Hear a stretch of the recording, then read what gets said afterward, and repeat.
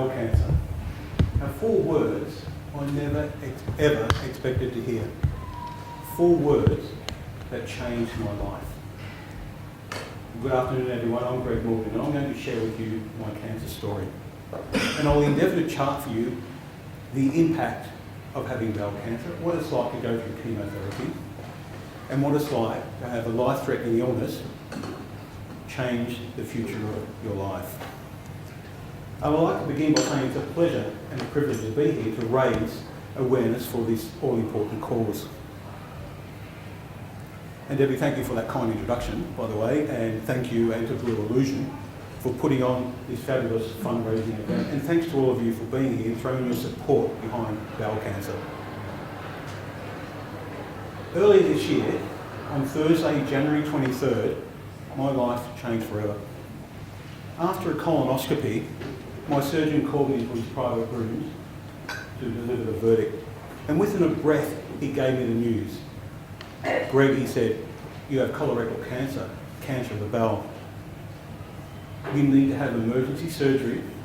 There's no amount of radiation or chemotherapy will shrink the size of your tumour. And a colorectal surgeon will be in touch with you later today to organise the details of surgery. Now, when he said that, they seemed muffled, as though I was still under anaesthetic from the colonoscopy. I couldn't comprehend what he was saying. I was in shock. I woke up on the Wednesday, I had a life. On the Thursday, my past, present and my future were all thrown up in the air. And I walked out of that day hospital after the colonoscopy, and I hugged my wife who was sitting in reception waiting for me, and I told her the news. I told her I had bowel cancer. And we drove home in complete shock. I couldn't breathe. I felt like hyperventilating. I wanted to cry. And I remember I searched my wife's eyes for reassurance, and I asked her, we're going to be okay, aren't we? And I sort of answered that question myself, and I said to my wife, we'll be okay, darling. Together we'll get through this. I just hope and pray I don't have to have chemotherapy. We couldn't process just what happened to us.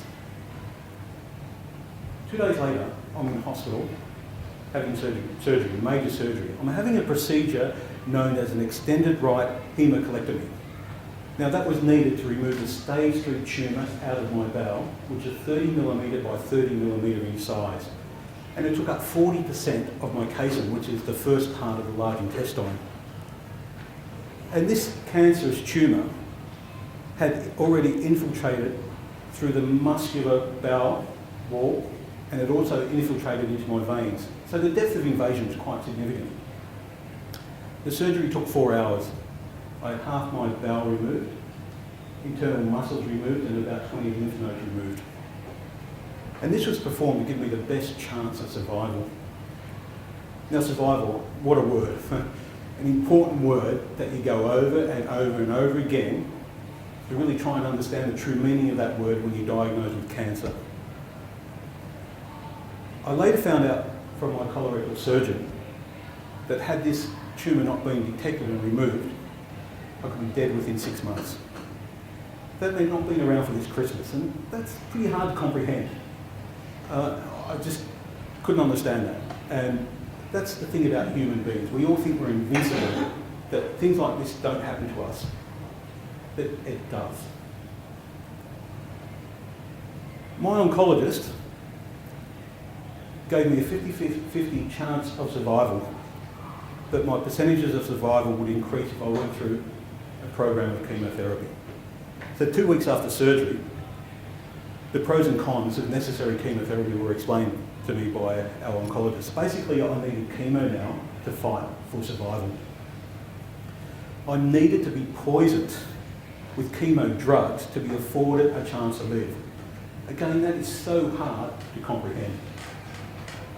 And as it turned out, I needed to have chemotherapy to kill off any microscopic cancer cells that the surgeon couldn't remove.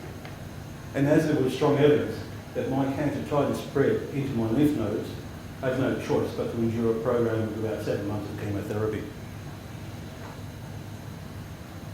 But taking a step back now on how I discovered I had bowel cancer. Well, I was living with bowel cancer and I didn't even know it. I didn't have any symptoms whatsoever. And when I turned 50, 2 years ago, I received in the mail from the Australian Government Department of Health a bowel screening kit program. Everyone gets it when they turn 50, you're probably familiar with that. It's a simple test and it's called a fecal occult blood test, FOBT test. Basically, you send in a sample of your poo and you get it tested, see if there's any blood in there. Now I had this kit sitting on my dining room table for nearly 2 years, thinking I don't need to do this. I'm fit, healthy, youngish, I'm mobile. I thought I just don't need to do it, but I did it. I eventually did it because my wife got sick of seeing this kit on the table. So I did this test and the results came back positive, meaning there was blood found in my sample, which is no cause for alarm. The most common reasons for having blood in your stool is either piles or hemorrhoids, so no big deal. So off I go to the doctors, the GP, who ordered a colonoscopy, and this is how I found out I had bowel cancer. My surgeon told me, however, if I had acted on this screening kit earlier when I first got it, then they could have got it at stage 1 or pre-cancerous stage, which is quite extraordinary, and I wouldn't have had to endure any chemo at all. Again, the what-ifs played on my mind. So in the end, the Bowel Cancer Screening Program saved my life. You see, cancer isn't picky. Not picky, anyone can get it. My mum had breast cancer twice, and she's been fine ever since. My dad, God rest his soul, had stomach cancer, and he was fine for decades after that. But it didn't cross my mind that I would ever get cancer. So here I am thinking, what did I do wrong? What did I do wrong? Why did I get cancer? Did I eat too much red meat? Did I have too much processed foods? Did I consume too much alcohol throughout my years? Did I have too much stress in my life? Have I a history of family cancers? Well, the answers are yes, yes, yes to all of the above. But I couldn't pinpoint my reason for cancer, nor could my oncologist, and nor could my surgeon. And I'd go mad trying to. Because what you need to do is just deal with the situation. Forget about it. The past is the past, that's why they call it a past. It's time to turn my energies into staying well and surviving and getting through this cancer. Cancer and chemotherapy, the toughest battle I've ever had to endure. Now, before you even start being administered chemo, you have to have what they call a PICC line inserted into your body. Now, a line, it's like a tube, and mine was inserted into my bicep, into a vein, and pushed through the vein, through the shoulder, through the chest, into the heart.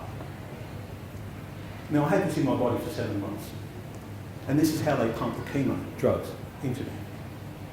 And at times, I desperately wanted to rip this tube out of my body and just get back to my life.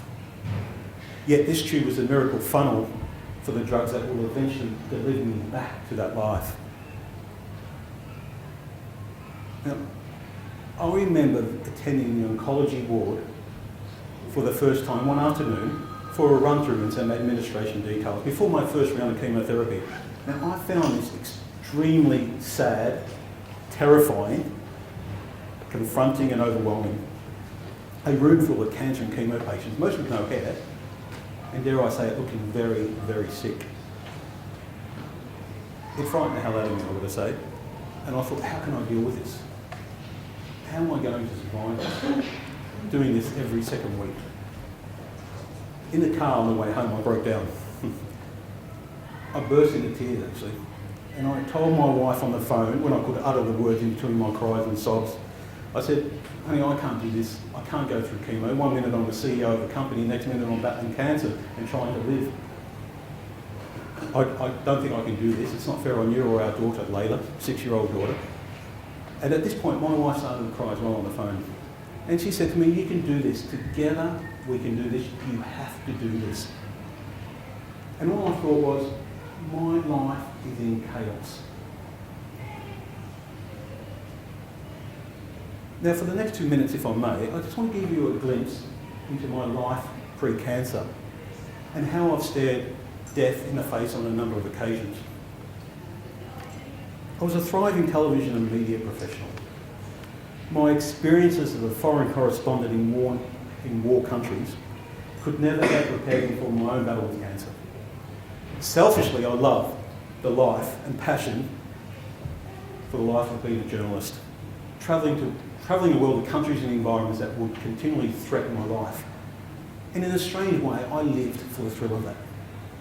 And being able to deliver television stories to people around the globe is like an addictive drug. Stories that will break hearts around the world. Stories that will make people in their lounge room erupt into tears. Stories that will compel people to sit up and listen and take notice. And as a television cameraman and journalist, I've had a front row seat to watching the world turn. I was there when Saddam was caught in Iraq.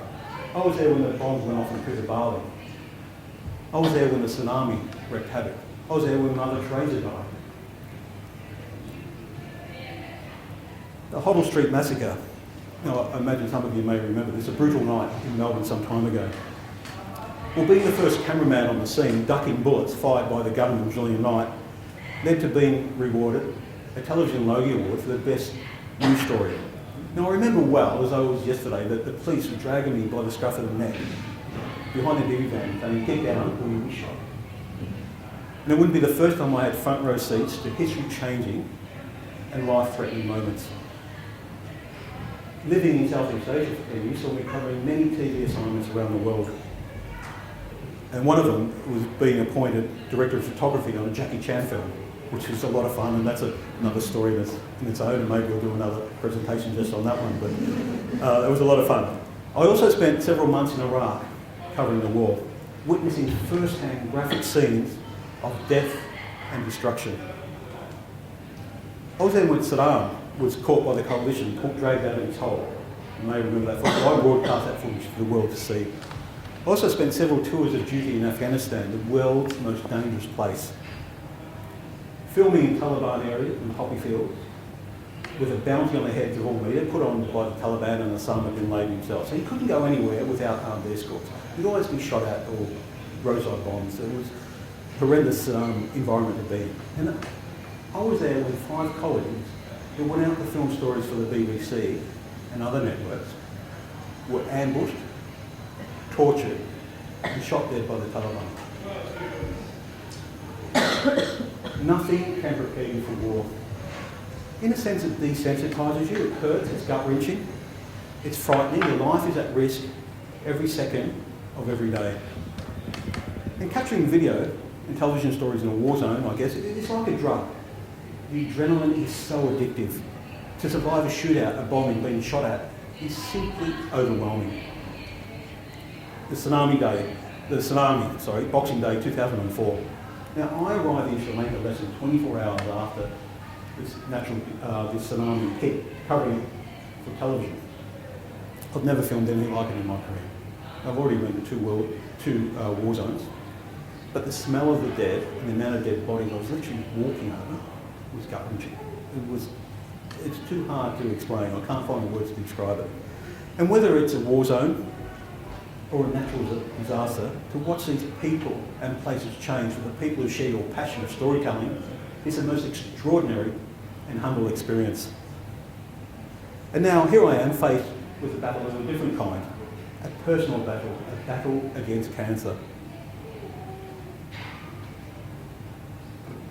Every second week, I would find myself in the oncology ward, hooked up to a whirring IV pole that is pouring a cocktail of ultra-strong chemotherapy into my body around the clock. 55 hours non-stop. And I'd go home with a bottle of chemo strapped around my neck and go to bed with it and sleep, or at least I tried to sleep, while this poison continued to go through my body. The impact of chemo is pretty sudden and pretty dramatic. I'd be half present and half drowsy from the drugs all the time. The chemo effects are debilitating. And I was told I'd most likely lose my hair, and I wasn't happy with that because I'm pretty fond of my hair. I always have been. But it didn't happen. It just didn't happen. We don't know why, it just didn't happen. And after every round of chemo, I thought, this is a round when my hair starts to fall out. But it just didn't happen. And at times I felt guilty going into oncology. To a room full of cancer patients, or chemo patients, mostly bored. And if it wasn't through the pink bottles of chemo hooked to my IV pole, then you wouldn't think I was undergoing chemo. Chemo has a wide range of effects, which are many and varied. dramatic and debilitating, and I want to share a few of them with you. Loss of taste buds in your mouth. Now, I couldn't taste food or alcohol for 7 months. I had nosebleeds and muscle wastage, shooting and stabbing pains throughout my body, nerve damage, nausea, and more bloody nausea. The nausea just doesn't let up. I had heartburn, heart palpitations, irregular heartbeat, reflux, mouth ulcers, diarrhoea, migraines, dizziness, body tremors, stomach cramps. I could go on and on. I couldn't touch anything cold without electric shocks shooting through my fingers and hands. The fatigue, my God, the fatigue. There were times when I couldn't lift my limbs off the couch just to get up and get a drink of water. On top of these side effects, I battled with depression, fear and anxiety, low self-esteem and confusion. It was emotionally, mentally and physically exhausting. And as time wore on, I became more and more exhausted as chemo completely takes it out of you. And because the chemo continues, my energy faded, and my daughter found it hard to understand why Daddy is present but unable to do the things he normally does. She found it hard to understand why I was always angry and cranky. So I tried to explain to my 6-year-old daughter, it's the chemo drugs, darling, it's making me angry and cranky. It's not me. It's not me.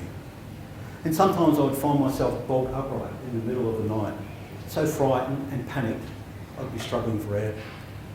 And sometimes the fear I have as a parent is too much to take, but feeling tearful in front of my 6-year-old is a bad option because it upsets her greatly. So I try and hold on to any stress that I have until she's sleeping. But children have such finely attuned radars, as we all know, and they know when things aren't right. And my daughter would be often up at 6 or 7 o'clock in the morning, find Daddy watching TV on the couch, and I'd already been up for 3 or 4 hours because apart from the chemo drugs, you're pumped with a lot of pre-meds and steroids which keep you awake, so that's another battle you have. So later my daughter would lie with me under the blanket and give me a cuddle and say, everything's going to be all right, Daddy.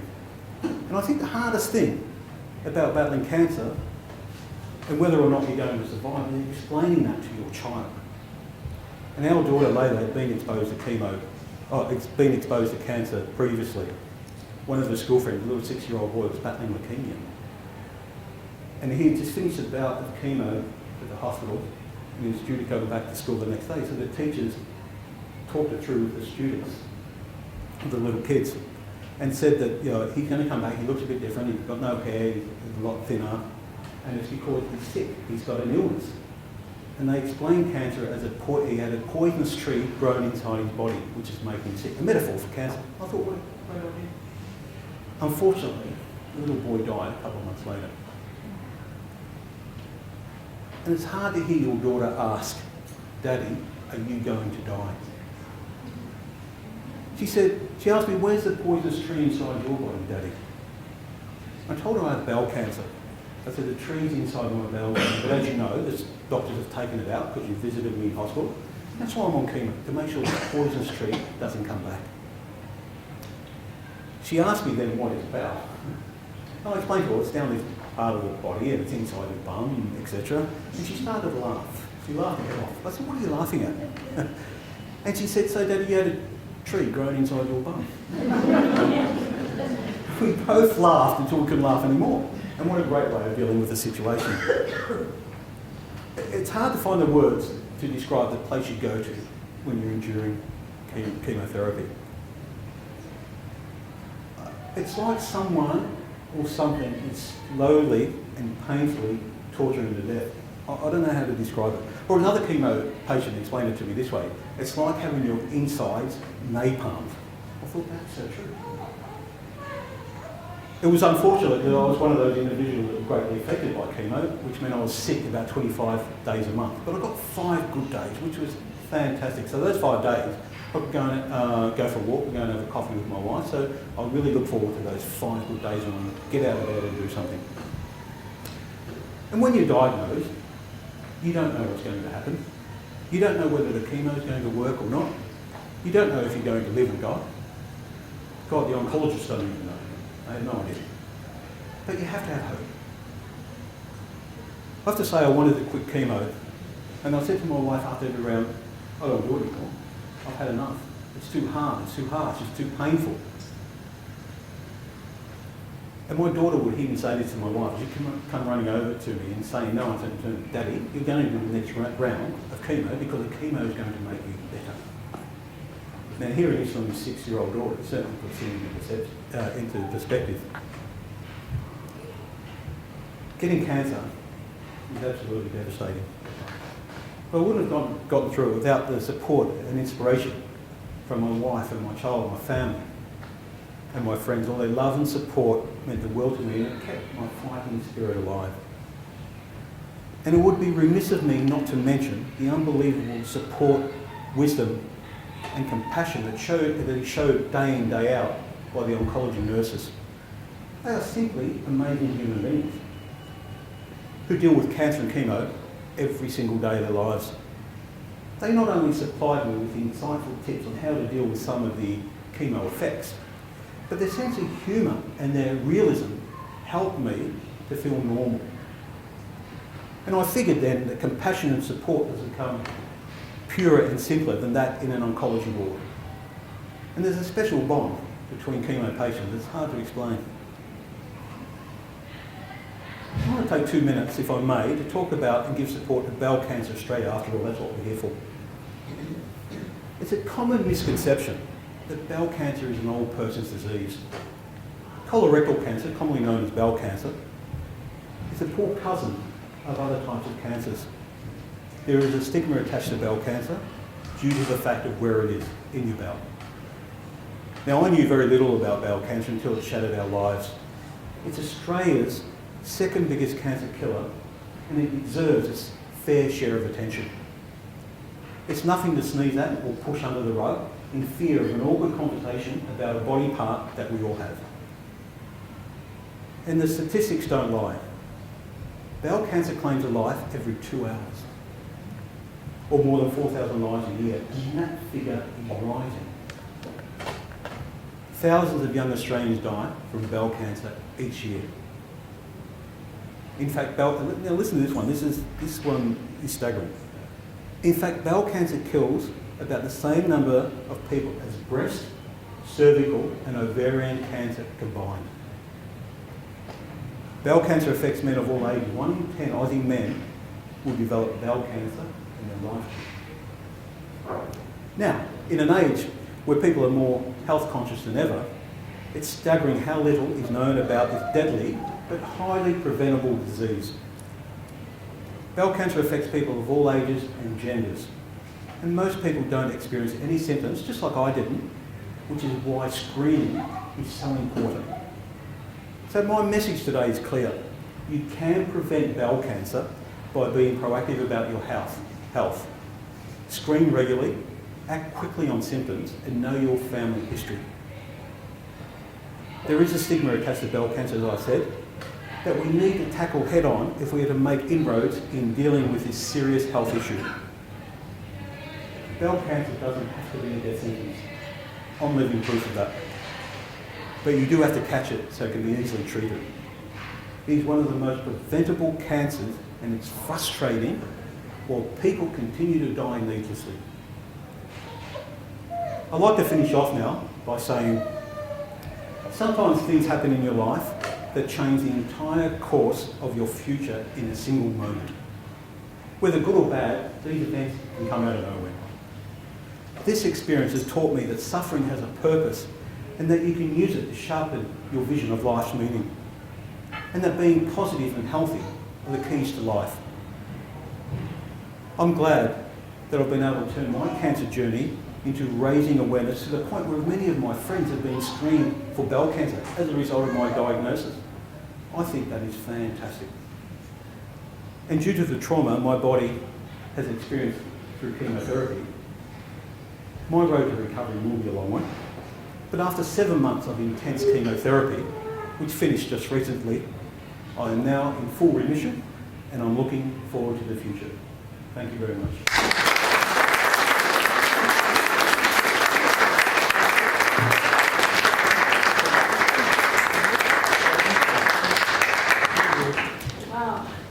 Thank you for that, Greg. That was very heartwarming and very touching, and for everyone that has anyone that's got cancer, bowel cancer, whatever cancer it is, that really brings a time to true to us. Next lovely person I'd like to introduce is Marissa, and she's one of the nurses who looked after my brother.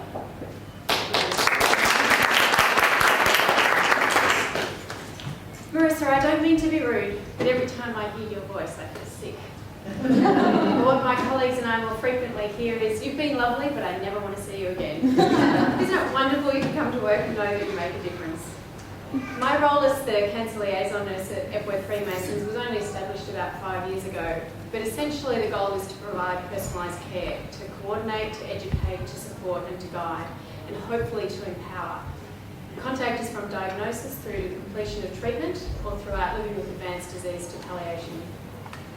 The first port of call for most patients prior to starting their first round of chemo is to come with a family member or friend for a coffee and a chat. I often think offering tequila at this point might be a little bit more appropriate. Most patients, as Greg mentioned, has found that everything up until this point is a complete whirlwind and completely overwhelming. So the time for a chat is really, it's not just about informing the patients about side effects that Greg's mentioned, such as nausea, fatigue, hair loss, mouth ulcers, etc. But it's a time to pause. It's an opportunity to help patients understand their diagnosis and why they're having the treatment the doctor has prescribed, and to interpret what the doctor has said.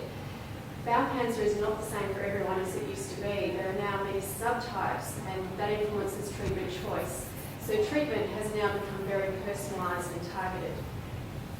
As Greg mentioned, a cancer diagnosis will affect every part of a person's life. The physical is only one aspect. There is the social, there's the emotional, the spiritual, the financial, the practical. And in fact, I'd argue that the social impact is one of the most challenging aspects. The expectations of self, of others, dealing with other people's reactions, looks of pity, the physical change in public. And I think most patients just want to say, I'm still the same person.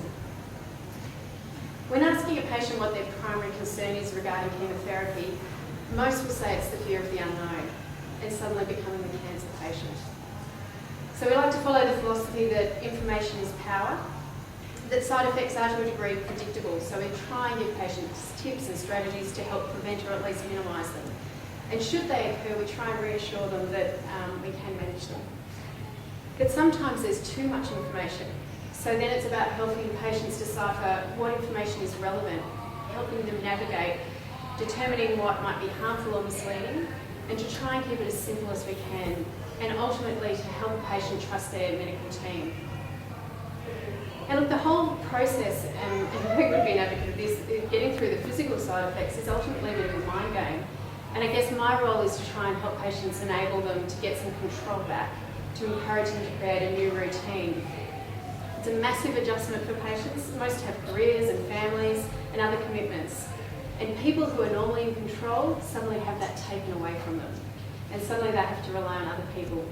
And so that chat is a nice chance to meet those other people, because ultimately you're here for them as well. And look, despite this session sort of hopefully reducing patients' anxiety before they start, I'm always surprised people come back. I often think I would actually run for the hills. Once a patient's completed their treatment, my job is to give them a call a few days later just to make sure they're managing okay at home. Constipation. This is what I spend most of my time talking about on the phone, and I feel like there are many laxatives on the market. But I feel it really nice to talk to patients on the phone, because often people are more comfortable in their own environment. So even if there's no issues, people are always lovely, find it quite overwhelming that you've called them, and often we end up talking about more important things like The Bachelor, for instance. But these calls have now extended to following up people on oral chemotherapy, which is a course of treatment available for some patients with colorectal cancer. Doctors give these patients a tablet and expect them to manage it at home, but some of these side effects are just as toxic, if not more, as IV chemotherapy. And then these patients have the additional challenge of being quite isolated because they don't get to come to the day unit and talk to other people. So I guess essentially what the phone calls achieve is trust. If a patient knows the face at the end of the phone, they're more likely to call in with their concerns, rather than trying to manage them at home alone, which brings its own anxieties. And if a patient rings up acutely unwell, we can get them through to oncology and then to the ward rather than going to ED, which again, you have to retell your story again. So it's about continuity of care. And my role involves the practical, such as organising appointments. I had one lady who every year she went to Queensland without fail with her girlfriends. And this year it fell on her week of treatment.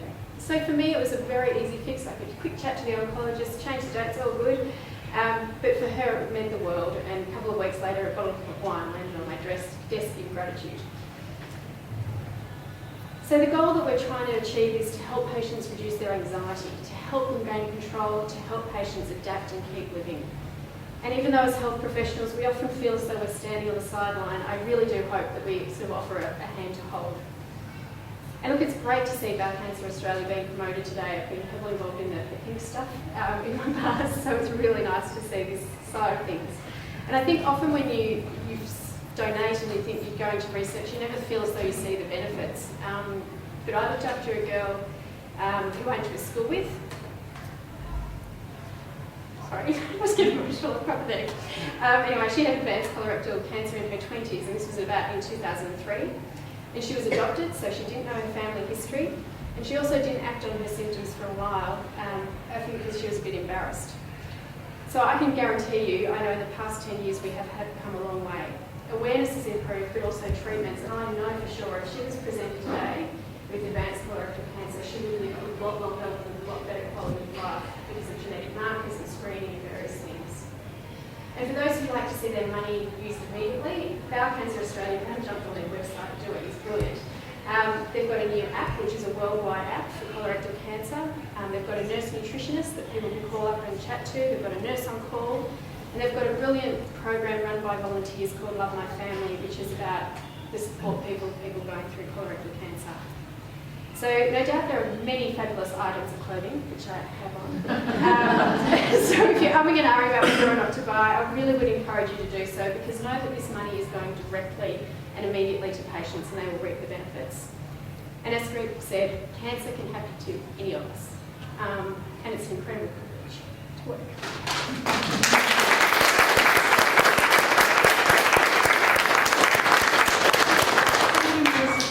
Now, I'll introduce Amanda. Amanda is our in-store stylist, so we'll actually have something a little bit lighter now, a lovely fashion parade to show you our spring collection for this year. Thank you, Amanda. Hi everyone, my name is Amanda and I am Blue Illusions in-house stylist. I just want to elaborate a little bit further in terms of the work, the fantastic work that Blue Illusion do as a company. Our brand not only stands for what we do as a fashion apparel brand and a lifestyle brand, but also the owners of the business, Danny and Donna Guest, who are a husband and wife couple, who are the owners of Blue Illusion, very strongly hold to their hearts giving back to the community. And the community fundraising that we do is actually the third brand pillar that Blue Illusion stands for. So it's through events like these that we actually raise funds, and last year, for those of you who aren't familiar with our brand, through all the fundraising that we actually did in 2013, we actually raised over $1 million to charities that we supported.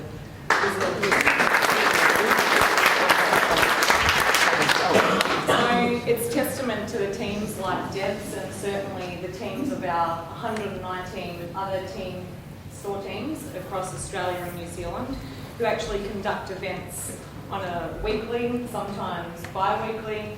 I have stores that actually hold up to 3 events per week, and mind you, a lot of preparation actually goes into hosting such events, but we've got some stores that do some magnificent work in raising some vital funds for charities that are close to their heart. So without further ado, I think we will start the fashion parade with something a little bit light-hearted, but please sit back and enjoy.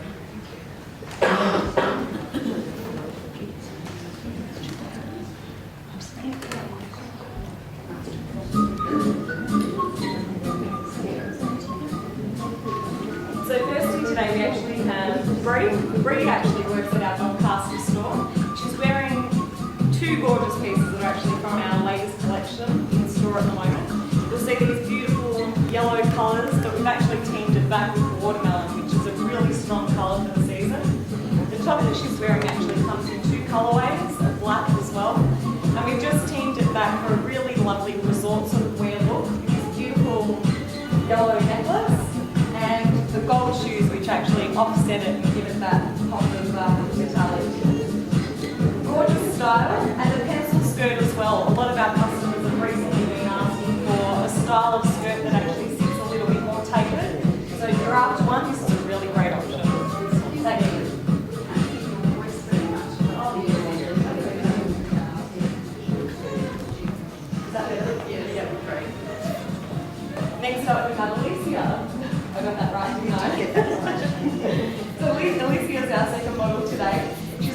wearing a gorgeous new piece that's actually come in from our previous collection in store.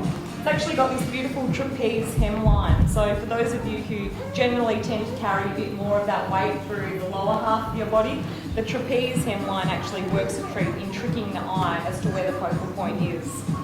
So we've teamed it back with these gorgeous little ballet flats just to give it a more comfortable sort of style. They do come in silver as well. And just to give it a little bit of a Audrey Hepburn style, we've actually done it with the beautiful pearls in the neckline and the gorgeous classic black and white polka dot bag as well. This particular bag has been a fantastic shape for us over the seasons. So this year we've actually done it in 5 different options, so 5 different colourways. So this is a really great option.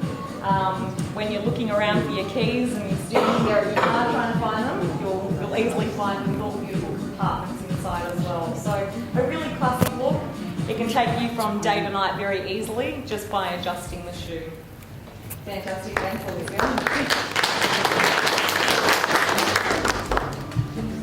Next up we have